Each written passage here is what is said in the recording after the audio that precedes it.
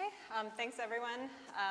Yeah, this is definitely is going to reference some of what we already talked about this morning. We talked about normativity, and we talked about agonism, so it's reappearing in this talk.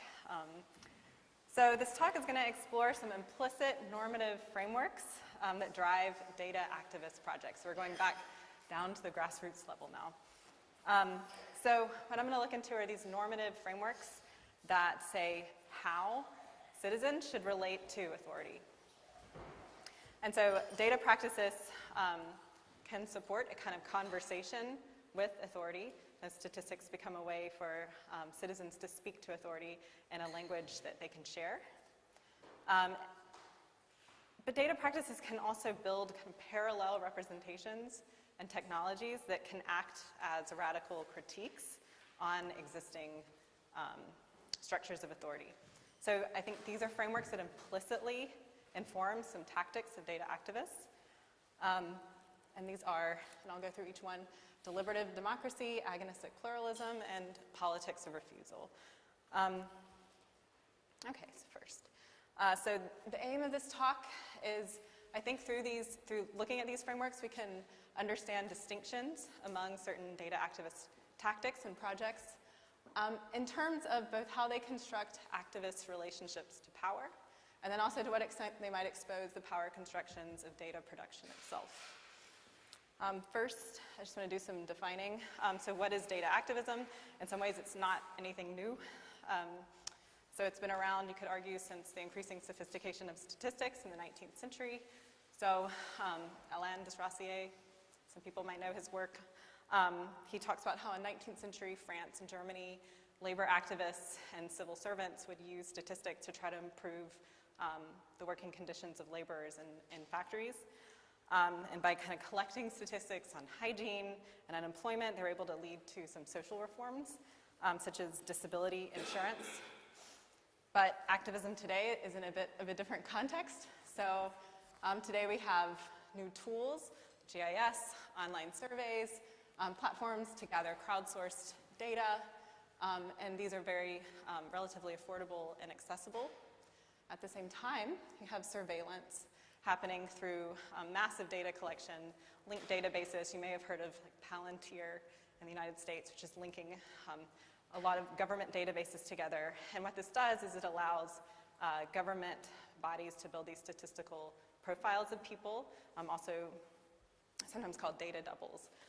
And then as a consequence, our ability to control our own autonomous identities is called into question, and you could say the unique individual is starting to become replaced by these statistical probabilities. So we could say data activism is responding to this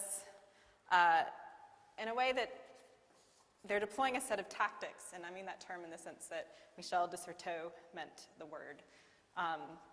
Taking back statistical representation by those who traditionally lack in power. There's some existing literature on this.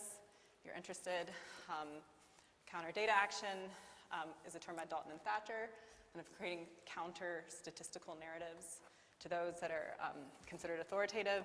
Stat activism, and then Stefania Milan has been, she's been writing a lot about data activism and trying to define this, especially in terms of social movement theory. Okay, so now I'm going to talk about these frameworks. I'm going to start with deliberative. So what I'm calling deliberative tactics are those that try to settle conflict by building towards consensus among all the parties involved. So you get the term deliberative democracy from some familiar names like Jürgen Habermas, John Dewey, and John Rawls. So deliberative democracy is often posed as a response to the limitations of representative democracy. So representative democracy kind of places a mediator between citizens and decision-making bodies. And this can lead to kind of a cynical view of politics in which political change is driven by elites whom citizens just put pressure on. So the goal with deliberative democracy is to try to widen democratic participation by giving citizens a broader role in decision-making. And then in this way, they think that you can give more legitimacy to political institutions. Otherwise, laws are just seen as the result of dominating interests. So the trade-off of this form is that it requires experiments to try to overcome inefficiencies that arrive when you try to bring a lot of people together who come from very different backgrounds and levels of expertise. So the question becomes, how do you create channels for effective dialogue between people, political representatives, citizens, scientists, policymakers? So some examples of this are town halls, participatory budgeting, which has been used in Brazil, and citizen parliaments, which has been used in Australia. Now, applying this to data activism, you could say a deliberative tactic of data activists would be one that is trying to allow citizens to have more voice to speak to authorities on political issues, and you're doing so in a way that citizens and authorities can kind of come together to reach united claims.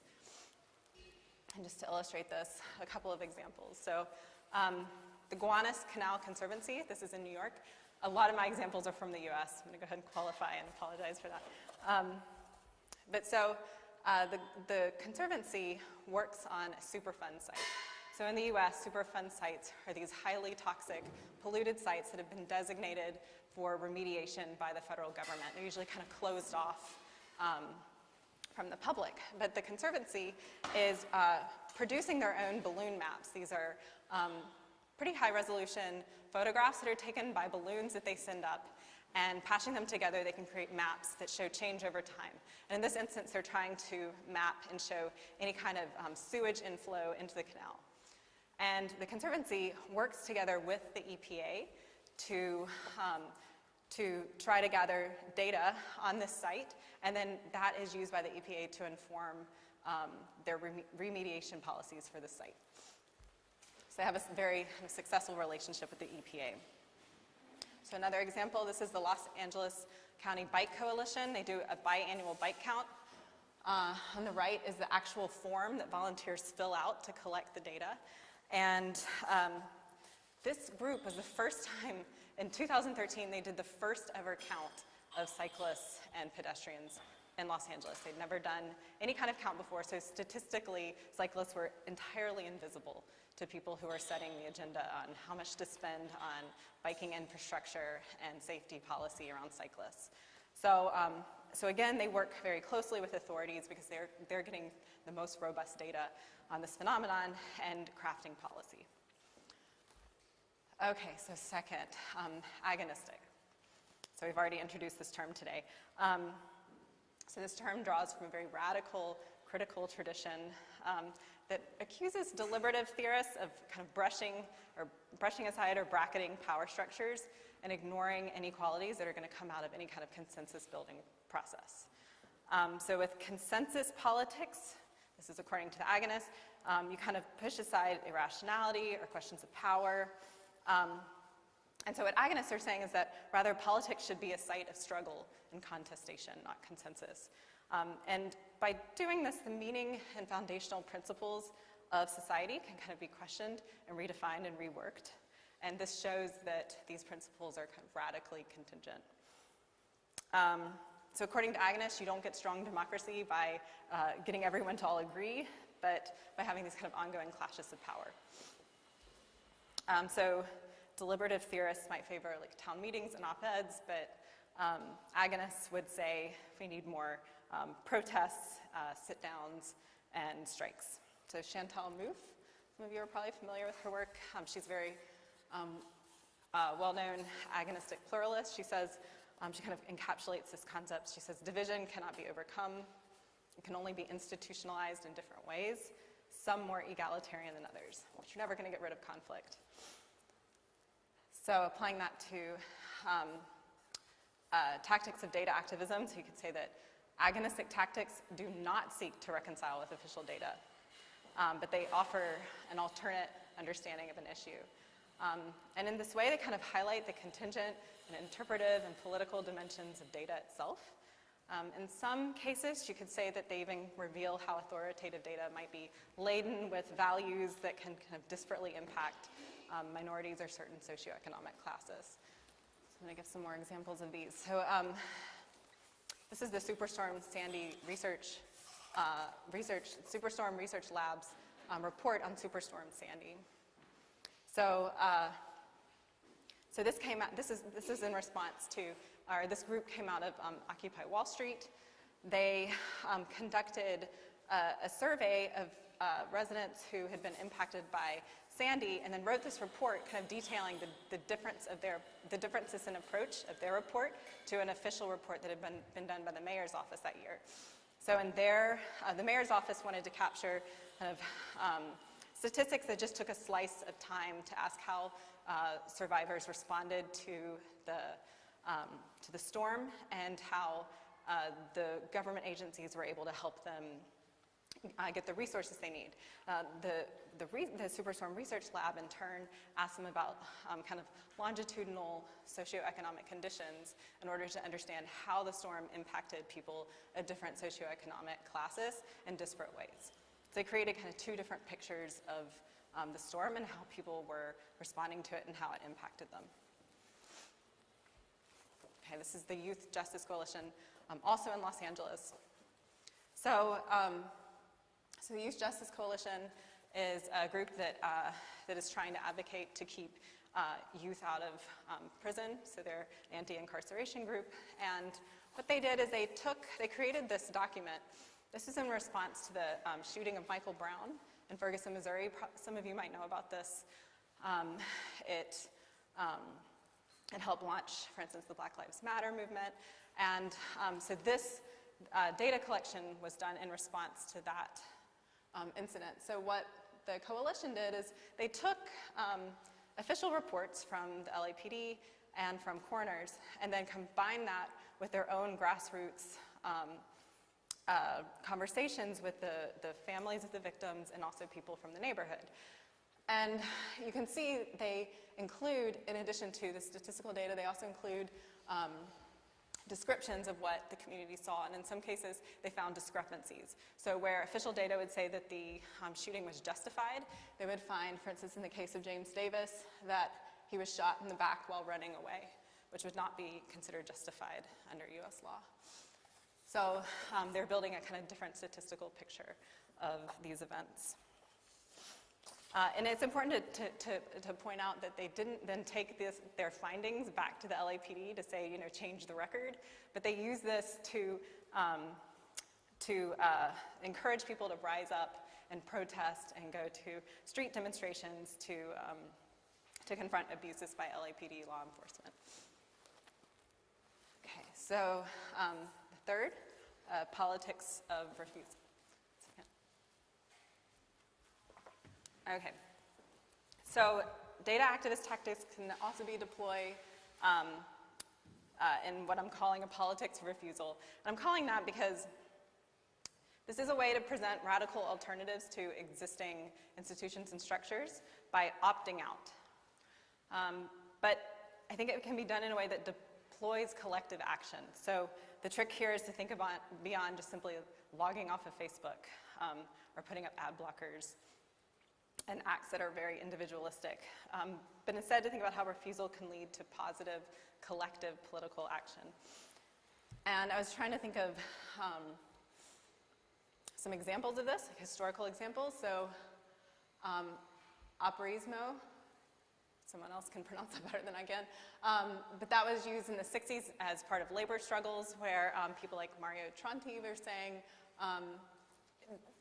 we are strong as long as we always have the right to refuse. And that can be either not going to work or being passive aggressive against your managers in the workplace, strikes, absenteeism, and other forms of sabotage.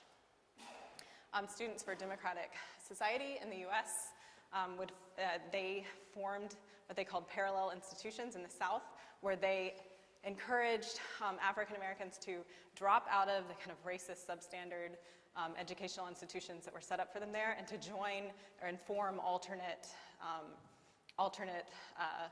educational spaces where they created schools for people to attend instead of going to the public schools in the South. And then finally, indigenous people who refuse state sovereignty. So you have examples in the US and in Canada of indigenous people who are refusing to vote or pay taxes and in that way kind of refusing state sovereignty. So,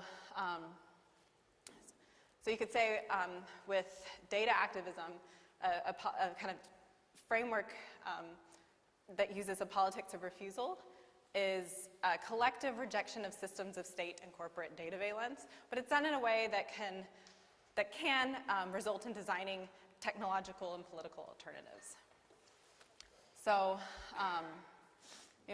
one example before I get to this one that I thought of that could arguably data activism would be like Uber workers who are organizing by all logging off of their platform, and in that way they're not subject to the surveillance of the company, and then that way it leads to kind of more positive collective action around giving these workers some more autonomy and control in relation to the company. Another example are mesh networks. So mesh networks turn any device, like a cell phone, into a node that can route data. They don't require any kind of centralized antenna or choke point that can be subject to surveillance by like corporate telecom carriers. So a few of these came out of the movement of the squares, which Occupy Wall Street is considered one of these. These come from Occupy Wall Street. So Occupy.here, it allows users within a local Wi-Fi range to all connect to a network. And that way they can access message board and file sharing programs. So you see an image on the right of the message board. Okay, so these are kind of the three normative frameworks. But what I think is important to understand is that oftentimes in practice, people are driven by multiple traditions. And so it kind of depending on what's at stake. So I don't think activists necessarily subscribe to a normative politics. They're rather kind of engaging in a politics in the making, and they might draw on different tactics as they practice kind of new forms of activism responding to these kind of rapid changes. So just one final example to illustrate that. So this is it's a project called Our Data Bodies, if you're familiar with Virginia Eubank's work. She and another professor, Sita Gangadharam, started this. It has 3 different sites around the US, but one of the sites is in Los Angeles. And Our Data Bodies is allied with this organization called Stop LAPD Spying. This is a grassroots group that they're abolitionists. They want to abolish the LAPD. Very radical position. And they use community activism in the legal system to generally counter state surveillance.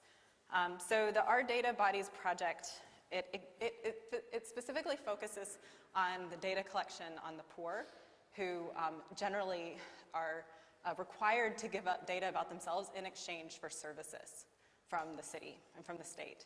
So the project conducts group sessions, one-on-one interviews, and then they organize open monthly meetings that anyone can attend to talk about these issues. So this is a quote from the organizer about how one of the goals is to help members of this community kind of reclaim their personal story.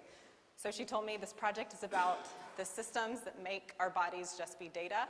So we're saying there are data bodies, there are bodies, they carry stories, emotions, they carry more than just numbers or parts. So as a result, this research, the research from Our Data Bodies project has been integrated with Stop LAPD Spying's kind of larger campaign to counteract surveillance of minorities and the poor, using community organizing and then sometimes the legal system. They've actually successfully sued LAPD to stop certain surveillance practices, like they've grounded drones that were bought by the LAPD. So here you have a project that is very agonistic. Its goal is to end police surveillance. They use protests, street marching, FOIA requests. But with Our Data Bodies, you also have an example of kind of micro instances of refusal. Because what they're trying to do is educate participants about instances in which they can refuse data collected about them. Any kind of legal way to refuse or to say no to having their data about themselves collected by the state. So I think in this project you kind of see the 2 frameworks at work. actually going to close with one more because I've been thinking about, I've been thinking about applying this also to civic science. And so this is an example that I just heard about making sense. The University of Dundee worked with grassroots groups in Kosovo to help them use these sensors made by Arduinos to gather data on the pollution. And they'd been fighting, a group of neighborhood activists have been fighting the conditions that they were living in for several years. They lived in a very polluted neighborhood. They were able to gather information about this from these devices. And their relationship, what I understand, their relationship to the authorities was very antagonistic. They had gotten nowhere for years, and they were very frustrated. And so you could say the project resulted out of a kind of agonistic approach to this issue of collecting their own data, making their own representations, and using that to confront the state. But ultimately, this project actually led to them joining with Kosovo authorities to, in a manner that yielded a change to the constitution of the country that required, or at least with the city, that required the authorities to always achieve a certain level of environmental safety, or to make sure that exhaust and air quality is always at a certain level. So you see that they, in some ways, moved from a more agonistic, antagonistic relationship to one that was actually in dialogue with authorities and came to some kind of consensus that both parties could be happy with. So I'm going to leave on that note. These are some references that I've talked about. If anyone's interested, I can talk more about this. And that is it. Thank you.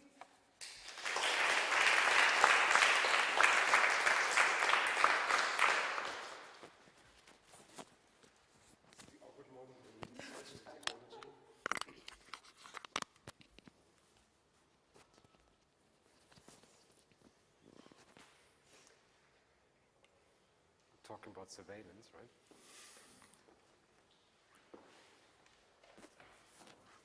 Does that work?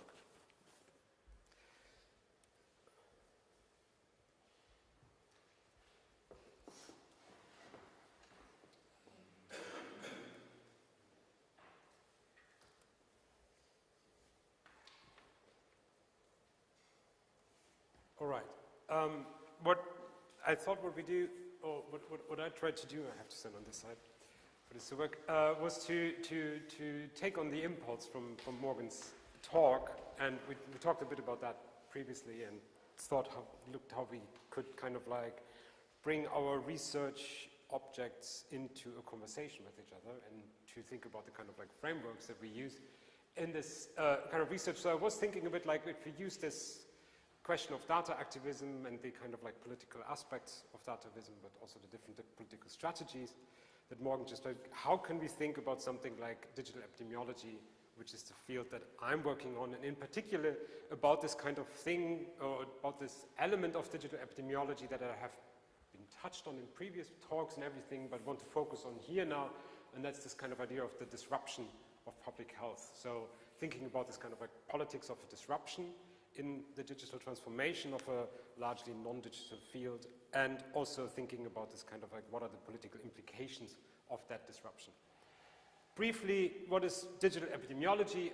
I've talked about that before. That's Google Flu is what started it all in 2008, more or less, this kind of like analysis of search pattern that once they run through a couple of models and through a couple of cleaning filters and everything, you can come up with quite nice curves that resemble the actual incidence rates of flu as then corroborated through data from the CDC in the case of the US, later corroborated with other publicly available data.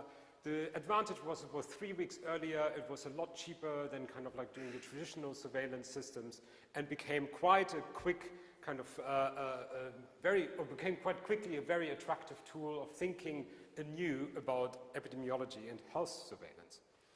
In the words of one of the engineers from Google Flu, just explaining this again, that is this kind of like, you look at the search terms, how people talk about flu online or when they search information about flu. And you can, of course, filter people who are not actually sick, but also only just interested in flu by kind of like applying a few models or standard models from epidemiology. And we can, of course, also take these kind of information and then slowly thinking about how this might be adaptable into different diseases, other epidemics, and other fields. As probably many of you also know, this particular example of Google Flu didn't end very well. In 2013, they overestimated the flu incidence in the US by 130%, which was mostly due to there are lots of different stories of how it happened and what went wrong. There's a couple of kind of papers that you can find online on trying to analyze this, but we kind of like go back to the point that we don't really know, and Google is not particularly open to talk about what went wrong in this field. What we know is that there was a way of picking this up, picking the technology from Google up by the CDC, trying to develop a collaboration. All of this has been more or less buried and transformed into much more active and much more different projects today. But there's, of course, a lot that we can learn from this epic failure of Google Flu Trends. And even, or despite this kind of like failure of the flagship project of digital epidemiology, the field became a field and was turned into a veritable research field that is curiously populated by a couple of startups around the world, by a couple of independent research laboratories that are associated with universities, and a lot of companies who are quite interested in developing and looking into the instruments that are developed into this kind of, in these laboratories to think about this new kind of epidemiology. Marcel Salaté, who works in Lausanne in the laboratory for digital epidemiology, or his laboratory there, has defined this field in his defining article through these kinds of like perspectives. On the one hand, there's a very strong emphasis on the new kind of data. So the difference to epidemiology, to traditional disease surveillance, is that the data that digital epidemiology is using is not originally produced as medical data. It is not data that is produced in hospitals, it's not data that is coming through a doctor's diagnosis, it's not data that is reported to government agencies, it's not data that is kind of like it's given by users with the intent of making medical data about themselves available, but it is data that people, it's traces of there are a couple of fancy words coming around in the last few years. Some people call it the digital phenotype. Yeah, there's a kind of like the entirety of our traces that we leave online can be turned and analyzed and transferred and inferred, more than transferred, into health-related data. These kind of like digital traces that Marcel Salaté works in.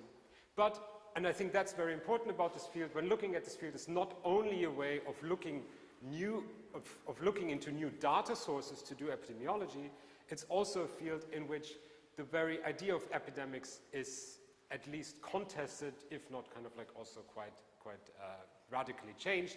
As you can see in the second statement here is this, like, you can look at respiratory illnesses in local communities, while data from social networking sites can provide early warning of vaccine refusal stemming from conspiracy theories or other reasons. So you also have a kind of like very broad definition of what epidemics might be, or how you want to look at epidemics in this field.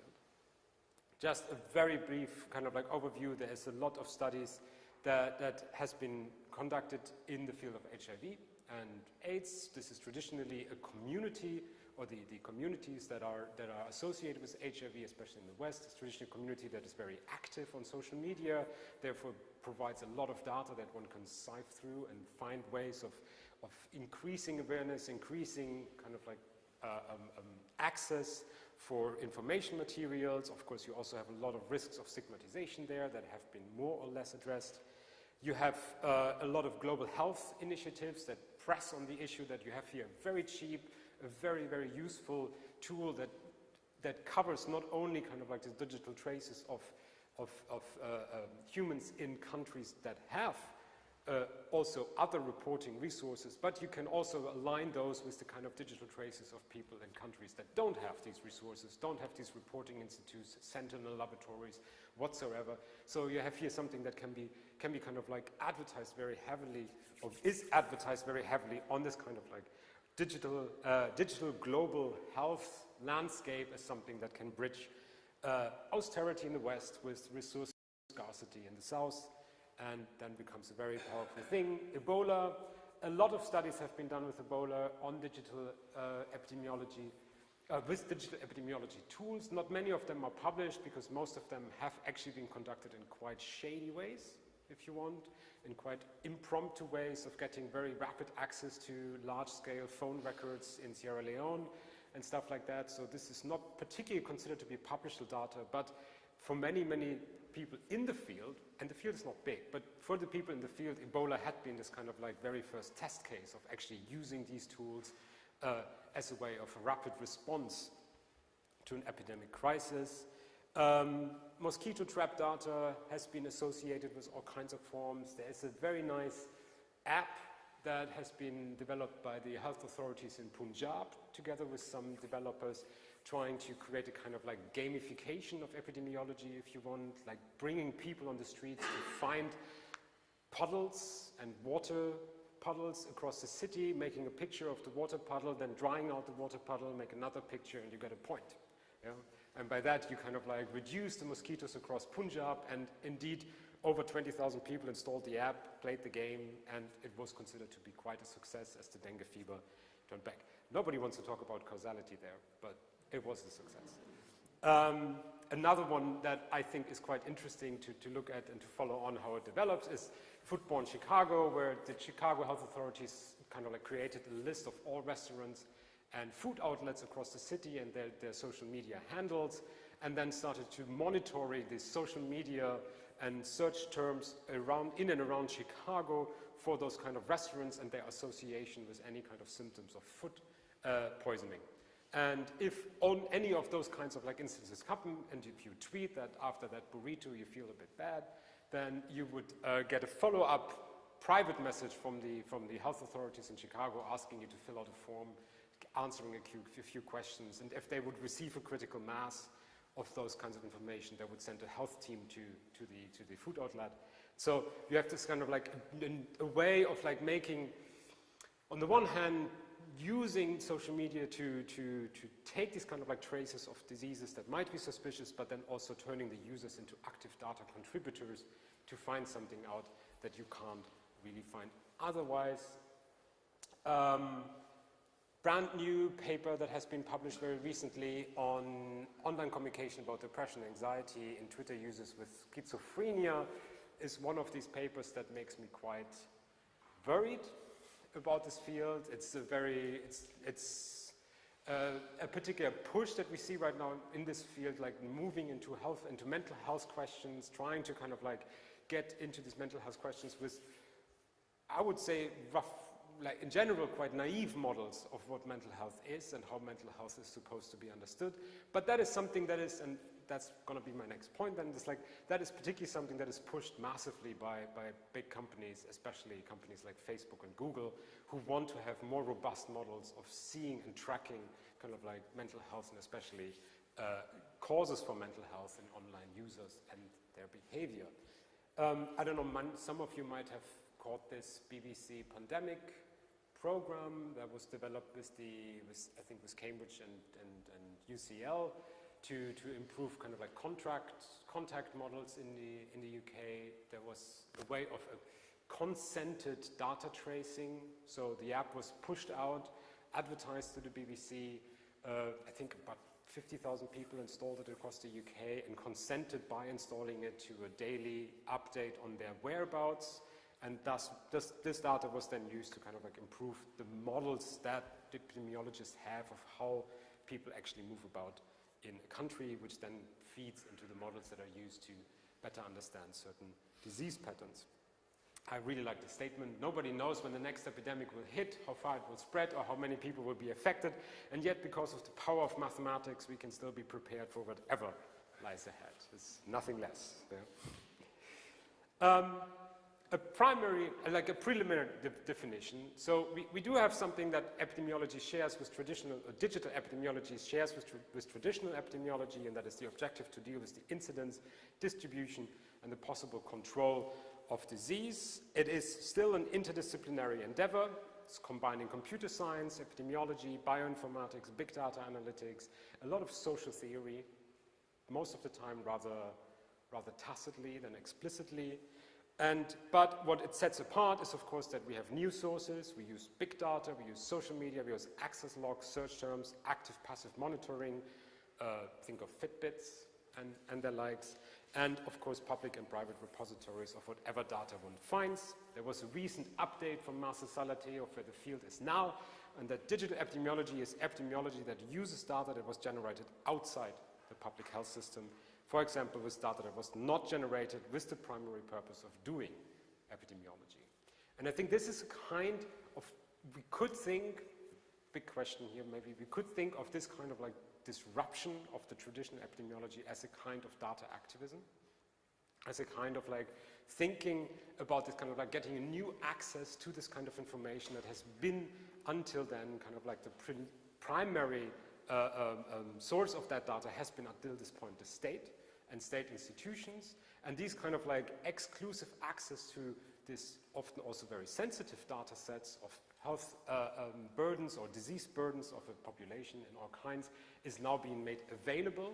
It's been made available by kind of like looking into different data sources that are not particularly understood to be sensitive at the point of their production and at the point of their dissemination, but then turned by kind of like modeled inference into health-related data sets that then can be used by whoever is able to access them and to deal with them.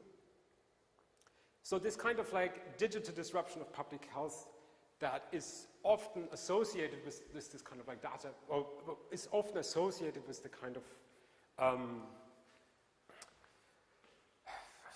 not particularly associated, but is something that I think is to be understood in this context of larger companies like Google, like Apple, like Facebook, like, and their push to understand, to bring new digital approaches to the understanding of health and also to the analysis of health levels. This is Verily, this is the website of Verily, or snippets from the website of Verily. We've mapped the world, now let's map human health.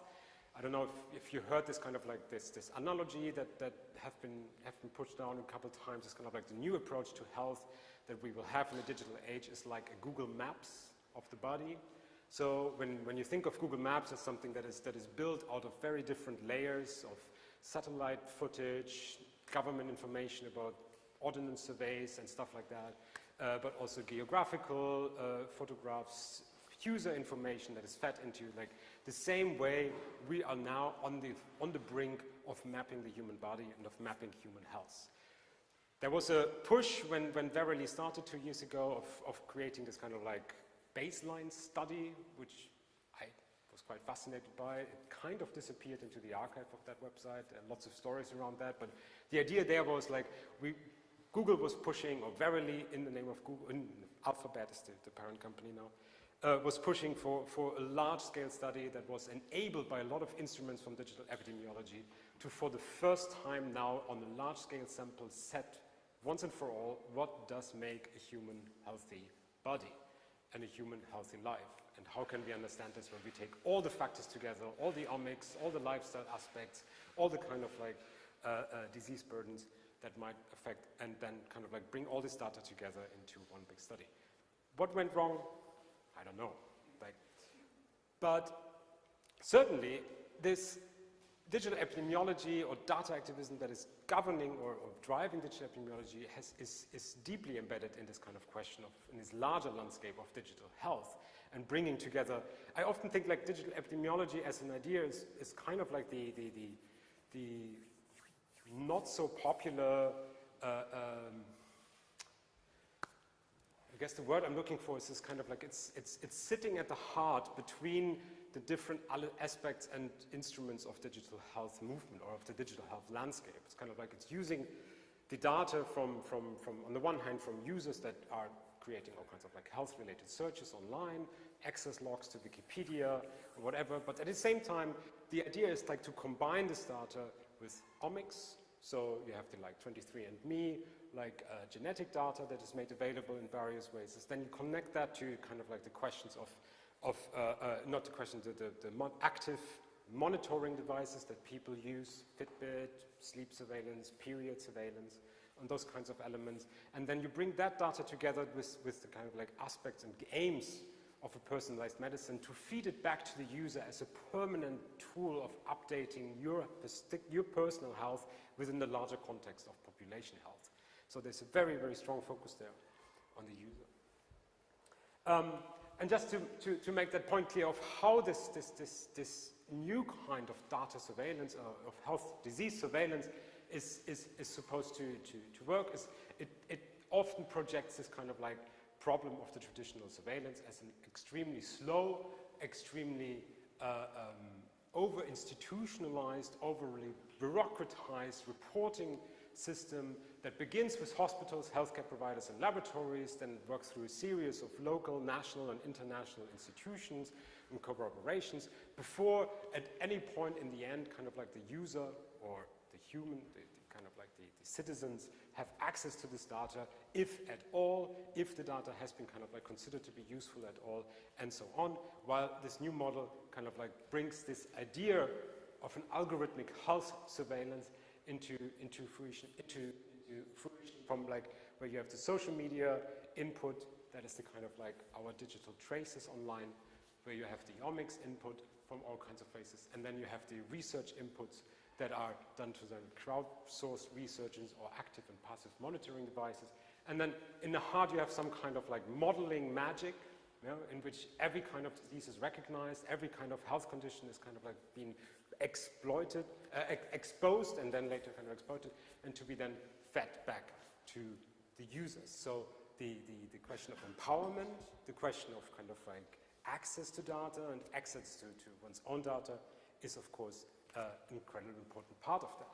What I find very difficult, or what I think is a very problematic aspect of this data, is also that we see here an emergent entrepreneurial epidemiology. There's an idea of an epidemiology that is all of a sudden a very lucrative data science, because it allows access to an enormous amount of health-related data that is of course highly marketable. And some of the examples of that, or that not only means that you have, besides the research labs and startups that I was talking about, who do all kinds of fancy stuff and publish interesting papers about digital epidemiological approaches, you have, of course, the large-scale companies already being very, very deeply involved in these kinds of instruments. One company on the edge, but that has made quite a few controversies in the last few years, is Patients Like Me, which started at this kind of like bottom-up patient empowerment system of like, you share your own data, you create that data set, kind of like you get in touch with other people who have the same kind of issues, and then that data can, or then this kind of social network can then be used to improve your care, to improve your status and your health, hopefully, but also it became quite clear that the kind of like data that is siphoned off this website is sold quite freely and quite lucratively to a range of providers, insurances in the United States, but also the classic marketing providers in other countries. Apple Research Kit, I think, is a very good example. A couple of insurance companies and a couple of pharmaceutical companies have jumped on the wagon of developing tools with Apple Research Kit to do clinical studies.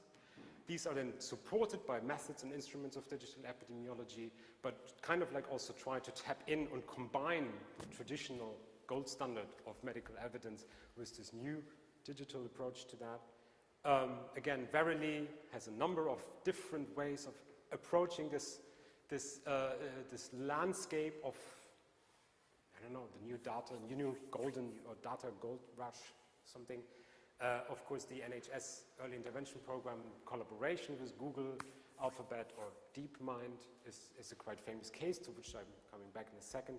And I think one of the most fascinating stories these days, I find, is the Facebook anti-suicide tool, which is a very good case for a story of failure. Facebook has been working since 2014 on developing an AI-based anti-suicide tool, predicting suicide on its platform.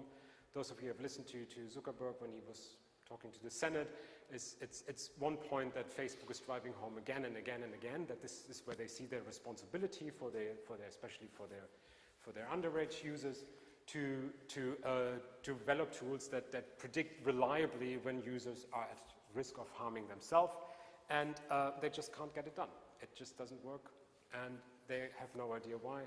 And still, they use an enormous amount of human power to develop, to go through this kind of data sets of at-risk youth to find the kind of tipping point when to inform authorities about a particular user.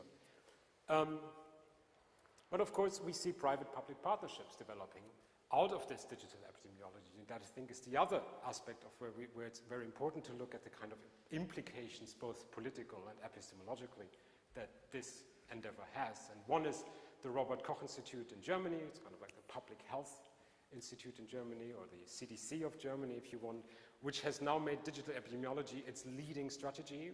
Its aim is to transform over the next few years all its surveillance apparatuses into digital epidemiology hubs, I think you could call it. They speak of a high, on the one hand, it's about collaboration, of bringing kind of like new methods into conversation with the old methods, but it's also clearly something that is driven by austerity and driven by the enormous cost factors that traditional setups with laboratories and reporting institutions have, and how these new methods might be able to inform things. And they're using a broad range of instruments, from just surveying data on anti-vaccine behavior, actually is one of the big foci, and the other one is using a lot of kind of surveys that are trying to combine with monitoring of networks, of social networks. And of course, clinical epidemiology and DeepMind and the kind of like fallacies of that is a quite, I think, well-known case of how here kind of like questions not only of data security come into play, but also what is the kind of the authority that we give to certain algorithms in the kind of like complicated networks of care within a hospital, when those kind of like algorithms start to dictate how certain care structures and prescriptions are to be made. To end, I had the pleasure of writing a paper with a couple of colleagues on the question if there's a duty to participate in digital epidemiology, and a point that the question that we asked in that paper is based on the assumption that digital epidemiology proposes a new social contract that goes beyond the kind of social contract that is mostly agreed to be in place for traditional epidemiology. And if we want, we could think of that new social contract as something that points beyond a model of deliberative democracy, because it is a new social contract that points beyond the question of consent. You can't have a digital epidemiology with a robust model of consent as it has been developed in medical ethics for traditional epidemiology and traditional clinical research. And I think that's a very, very important point here, that there is a new way of using the kind of data that you have produced not for the purpose of being medical, being kind of understood as medical data, as medical data. And this kind of like repurposing of data creates a number of concerns that I think need to be looked at carefully. We try to really push these kind of like points of concerns down into as little as possible, or as few as possible, but in the end it was still 8 kind of like larger points that we were trying to make of how this kind of epidemiological research, if it is conducted, how it could be conducted well. And I guess like what I wanted to make clear with this presentation is that it is something that can't really be stopped. We're not sure if this is going to be known as digital epidemiology any longer, or if this is in a couple of years just epidemiology. But it surely is a way of looking at health-related data in a very, very different, under very different circumstances. And these different circumstances create a different kind of framework in which we also have to have a conversation about the ethical implications of that kind of framework and how the data is used. So we made this kind of like criteria that need to be in place for those kinds of surveillance, but actually all 3 of the reviewers were very eager to point out that this is a bit of a moot point, the whole paper, because all of these criteria would only apply to any kind of research publicly funded, while it is kind of clear that a large majority, perhaps 99% of the kind of actual practice of this kind of research is done by private companies behind closed doors.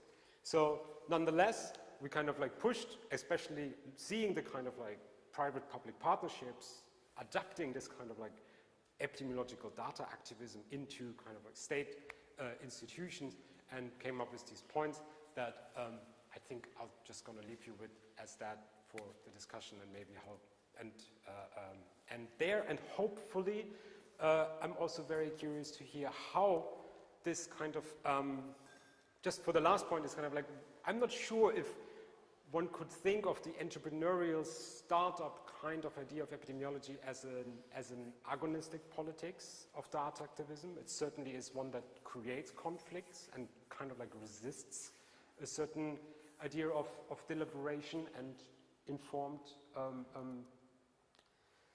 consent on consensus. But it's also, I find it very interesting that this is a field in which we don't see a lot of politics of refusal. And I'm quite curious why that is. Why we see like a lot of the kind of questions, the example that you brought in, we see that in the legal realm and in other realms, but we don't see many kind of like health-related politics of refusal that, let's say, do a kind of like epidemiology of a city beyond, like from below and without access or without relying access to any kind of larger funders, larger companies, or other commercial interests. And I'm quite interested to why that is. But hopefully, yeah, I'll leave it at that.